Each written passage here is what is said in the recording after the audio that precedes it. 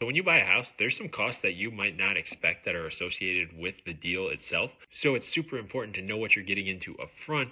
That way you don't have any unexpected expenses that you might not be able to afford during the home buying process. Now, as a buyer, there are a few things that you're going to have to pay for up front.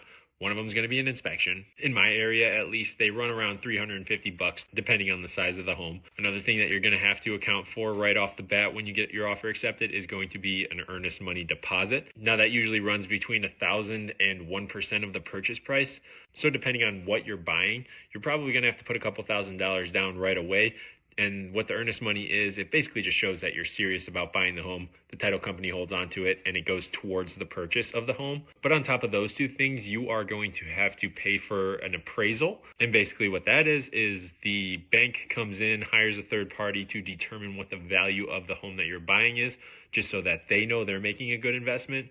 And those usually run about $600. And then the final thing, with all of the changes that have happened over the last few months, you could potentially be on the hook for all or some of your buyer's agent fees. Me personally, I'm always trying to negotiate that through the seller, so that way you don't have to have any money coming out of pocket additionally. But make sure that you know when you go into signing your contract with your agent that buyer's agent fee is negotiable. So make sure you're getting someone you know is good at negotiating, because that is going to play a huge factor in saving some out-of-pocket costs for yourself. Now, don't skip out on a buyer's agent just for the reason that you want to save a little bit of money, because a good buyer's agent is going to save you more than you pay them. And that's incredibly important to remember going into this, because if you go straight to the listing agent, they're probably not going to have your best interest at heart. They'll either not represent you and just write up the contract for you, or they'll do something called dual representation, where they're basically just a middleman. So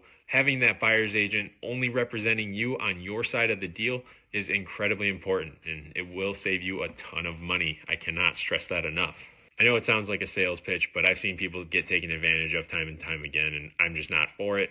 We're here to make sure that you're making a good investment, so give us a call if you have any questions. We're happy to help wherever we can.